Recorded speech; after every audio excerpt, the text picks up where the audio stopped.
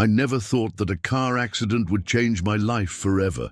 I mean, we all know that accidents happen, but we never believed that it would be us until it happened. My name is Lily Allen. I'm 29 years old, and I'm an ordinary person. I work too much, sleep too little, and live trying to balance life between bills, meetings, and a routine that seems endless. That night, I was exhausted after yet another stifling day at the office.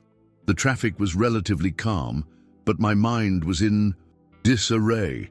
I was thinking about what I had to do the next day, about the mounting bills, about the exhaustion that seemed never-ending. The traffic light on Pine Street turned yellow, and for a moment I hesitated. Accelerate or brake? I should have stopped. But the decision came too late. The light was already red when another car sped through. The impact was brutal. My body was thrown against the seatbelt. My head hit the glass hard. I heard the deafening sound of metal twisting, glass shattering, and then silence.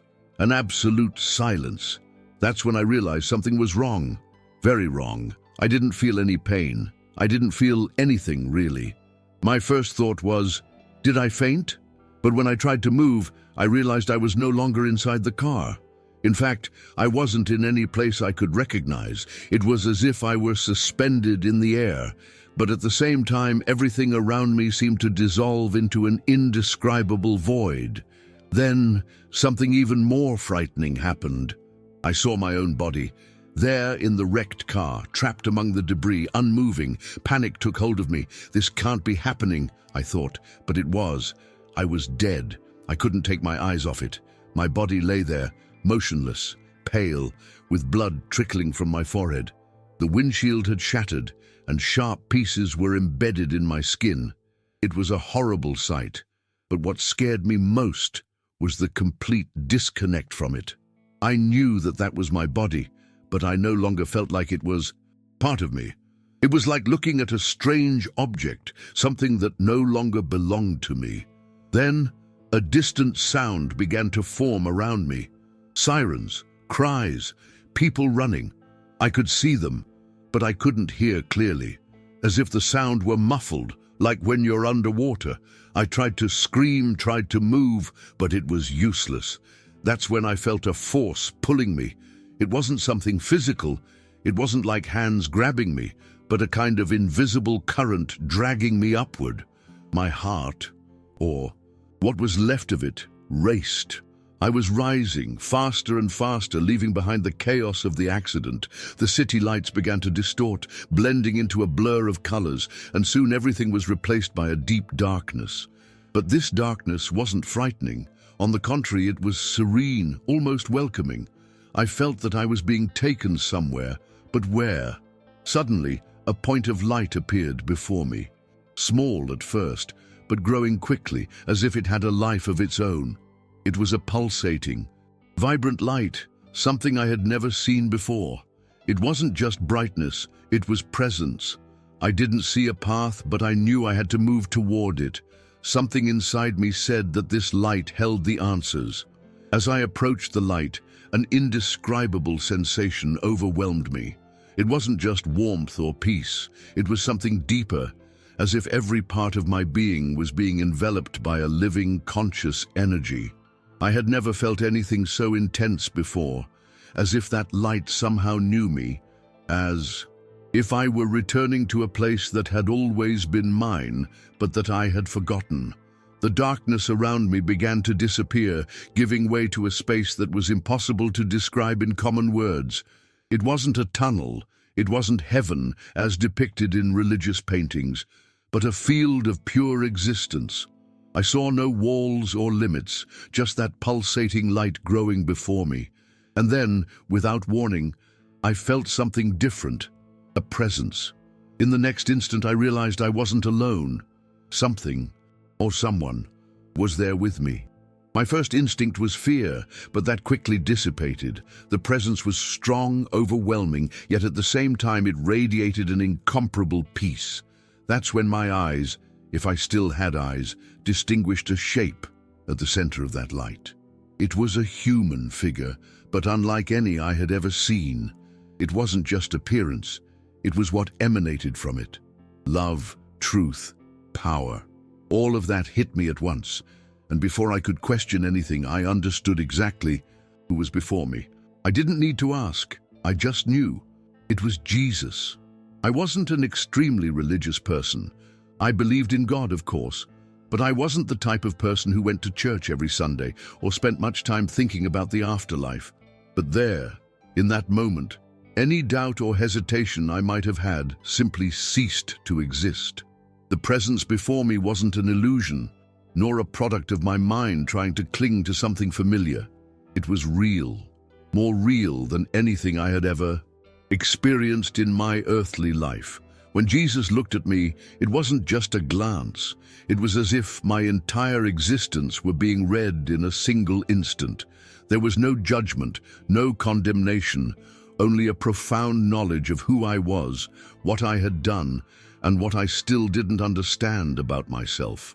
I wanted to speak, to ask, to understand, but before I could form any coherent thought, a voice took over everything around me. It wasn't a common sound, one that you hear with your ears. It was something that resonated within me, in every cell of my being. "You need to see," was all I heard. And suddenly, the light around me began to transform, as if I were being pulled into something greater. A flow of images, memories, and sensations invaded my consciousness. It was like watching a story that had always existed, but that I had never been able to see. At first, I didn't understand what I was seeing. The images were vivid, as if I were there, but at the same time, I knew they weren't. My memories.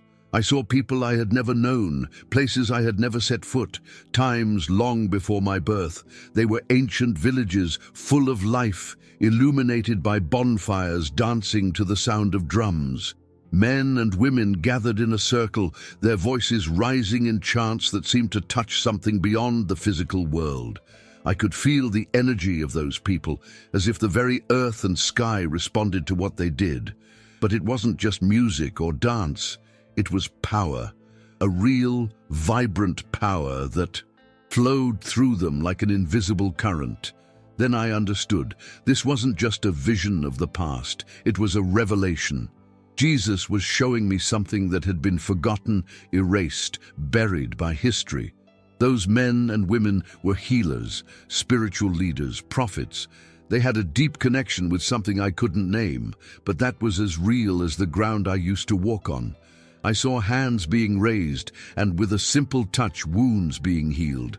I saw eyes closed in prayer, and when they opened, they carried a golden glow as if they could see beyond time. And then I saw the rupture. I saw the moment when everything changed. What came next was brutal. I saw villages being invaded, screams cutting through the air, chains tightening around wrists that once lifted prayers to the sky. The very earth that sustained them now saw them being dragged away, loaded onto dark, damp ships without air. What was once strength became subjugation. But what struck me most wasn't just the physical pain or the separation of families. It was what they tried to tear away from them spiritually. I saw sacred symbols being burned, drums silenced, traditions whispered in secret because speaking them meant punishment. I saw a deliberate effort to sever the connection with the divine, to break a bond that until that moment had been unbreakable. Yet then, amid it all, I saw something that knotted my throat. Even in the darkness of the slave quarters, even among the screams of despair in the cotton fields, that flame never went out. I saw calloused hands joining in prayer when no one was watching. I heard songs being chanted at night, hidden in the shadows, carrying messages that went beyond hope.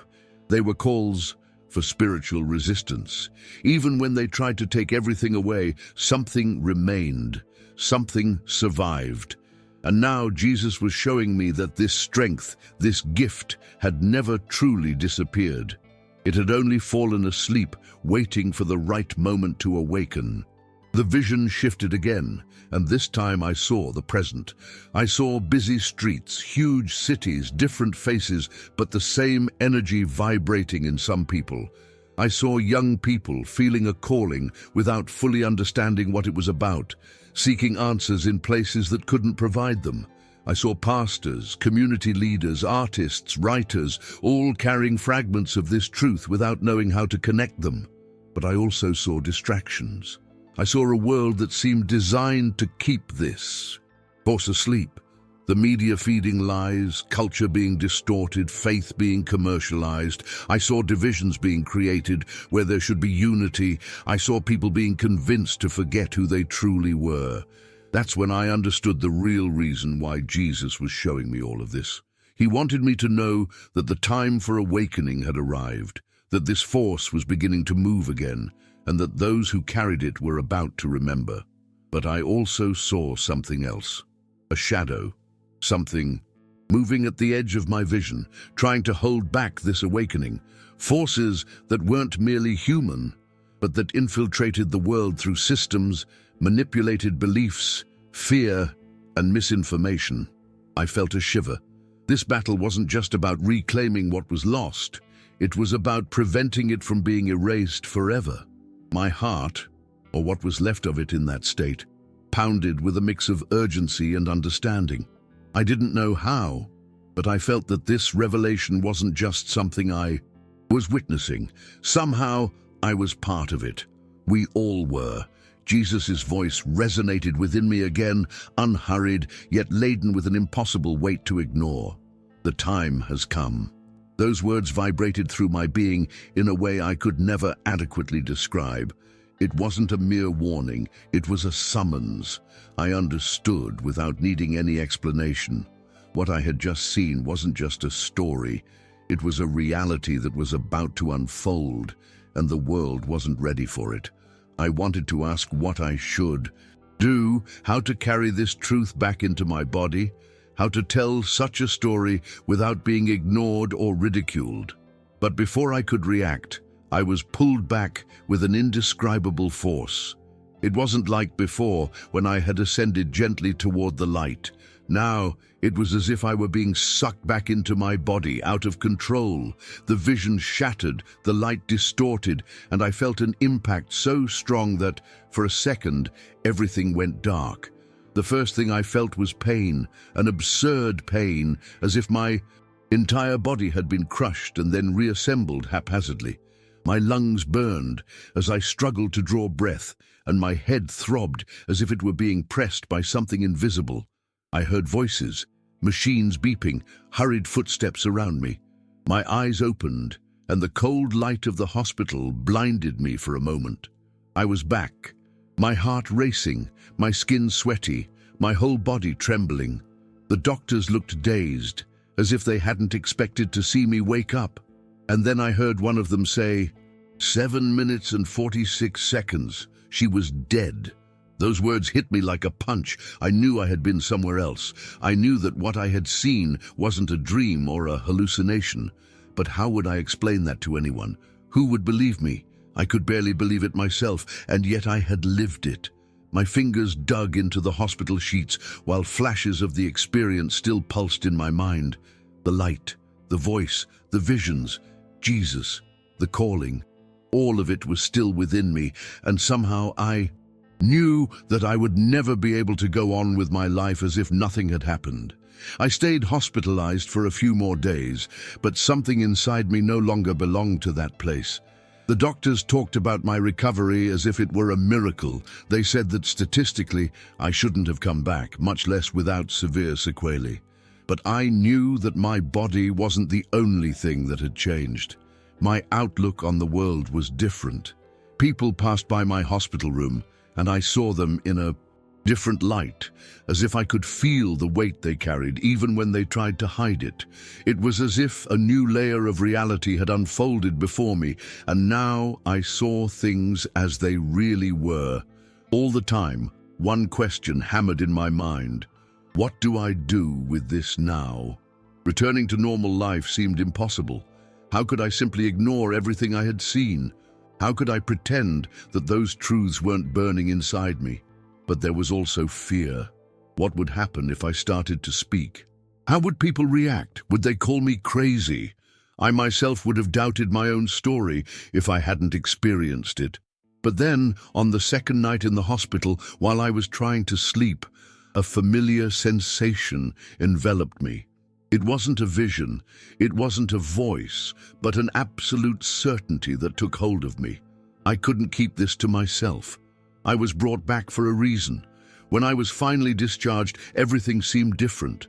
The world around me hadn't changed, but I had. The streets, the people, the sound of horns and casual conversations. Everything seemed to carry a meaning that I had previously ignored. But along with this new perception came an enormous weight. I knew I had a mission, but I had no idea how to fulfill it. I spent days trying to return to routine, but it was useless. My old job felt empty. My previous concerns made no sense anymore. I tried to ignore that sensation, but it was like a flame burning inside me, impossible to extinguish. I began to research near-death experiences, trying to find something that resembled what I had lived through. I read accounts of people who saw tunnels of light, who felt peace, who encountered loved ones, but nothing I found compared to what Jesus showed me. And then on a lonely night, I gathered the courage and started writing. At first, they were just disjointed words, failed attempts to translate something that seemed greater than any human language. But as I wrote, I realized that my experience wasn't just about me. It was about a greater calling, something that needed to be heard, understood, and above all, remembered. Days went by, but that sense of urgency only grew stronger. I tried to ignore it, to pretend I could go back to being the same person as before, but it was impossible. Every time I closed my eyes, flashes of the images Jesus showed me came back. I saw the villages, the rituals, the chains, the ships, the screams, and along with those visions came the certainty that all of this was still happening, just in a different way.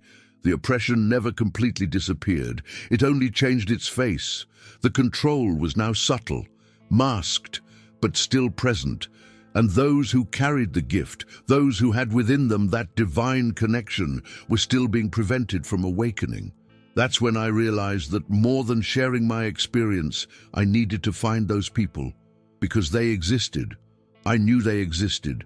They were the ones who felt that something was wrong with the world, who sought answers and never found them completely, those who carried a flame within them but didn't know how to nurture it.